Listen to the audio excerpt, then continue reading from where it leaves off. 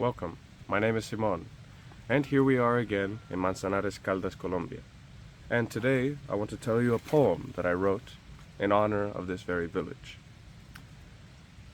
called Las Manzanas de Ares, or The Apples of Ares.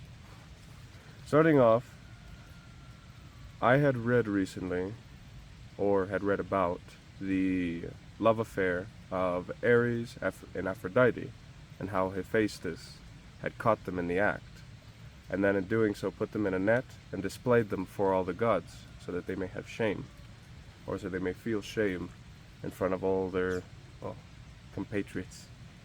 But more than that, it was a certain apple that I've had a lot of difficulty trying to find in this village. See, Manzanares, as far as I know, is named after a type of apple that grows here and that was grown here, who knows how long ago.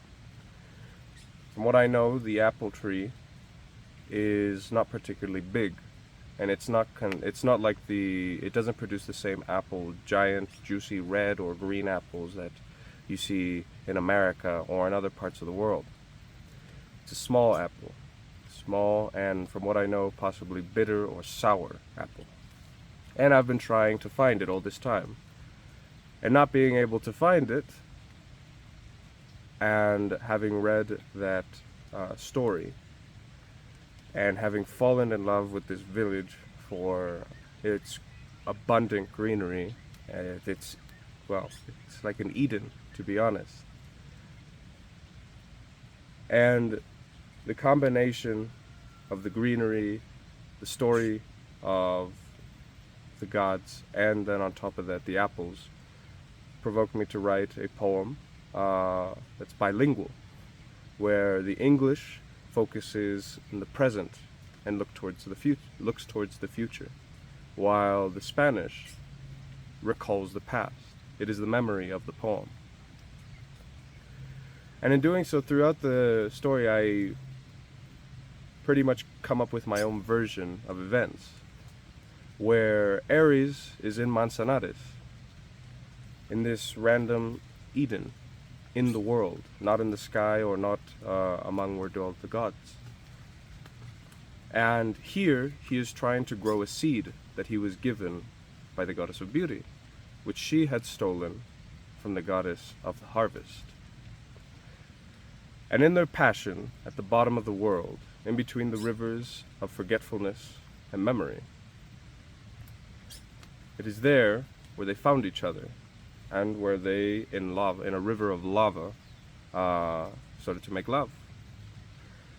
And all the while this was happening, Ugliness, or Hephaestus, the smith, was working on armaments and jewels for the sea. And whilst he did all this, whilst he was working, he was also creating a jewel, a gift for his wife, Beauty. And within this jewel was contained a sea. It turns out that the harvest and the ocean had both helped him to create this jewel, a perfect crystalline droplet of water that within contained an ocean filled of sunflowers. And he wished to give this to Beauty. But as it would turn out, once he finished the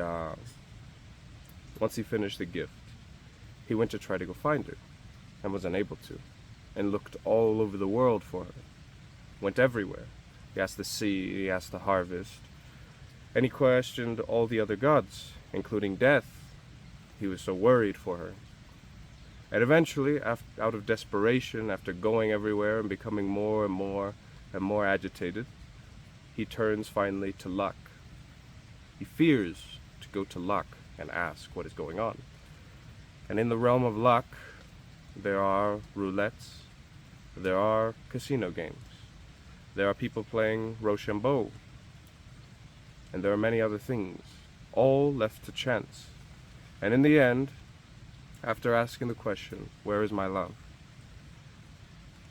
Chance, or luck, throws a single coin that has no faces, and it is in that coin that tells ugliness the truth. And in doing so,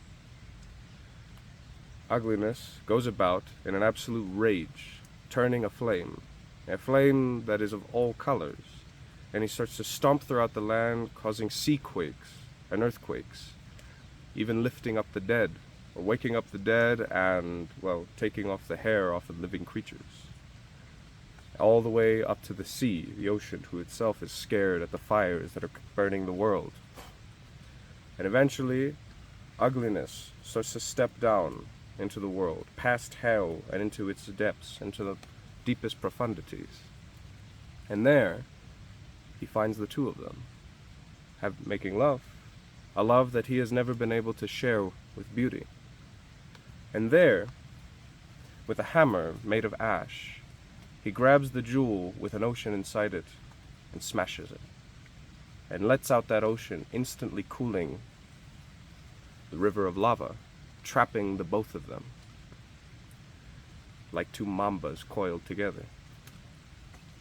And there, he pulls her out, and Ares, courage, war, is watching with absolute horror as ugliness grabs beauty and throws her into the river of forgetfulness, and there she becomes lobotomized, and ugliness takes her away, and they disappear somewhere into infinity. And so then, now, all that I just dictated was the Spanish part of the poem. Now the English part depicts the current time, where Ares is in Manzanares, long after those events.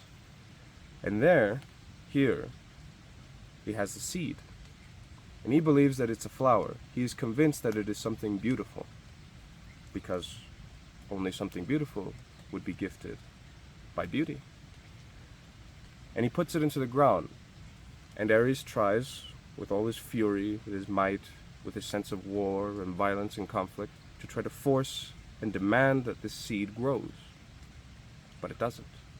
It doesn't, and it doesn't, it doesn't. And he brings thunderstorms, well, storms and mists and landslides upon it to try to nurture it, to try to nourish it in order to make it grow. And for all that he does, he can't.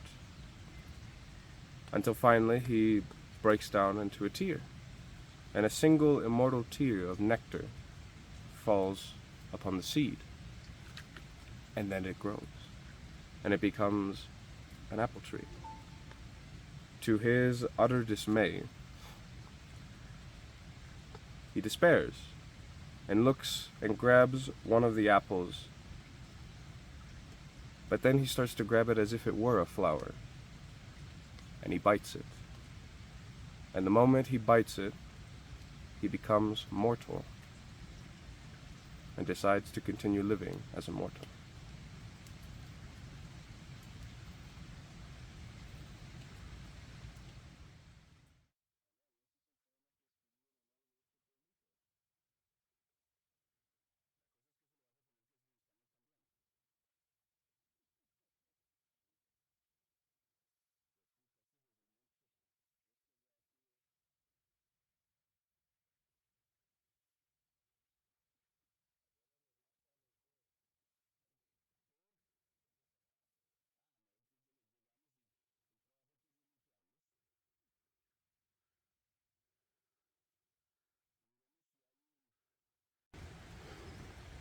Welcome.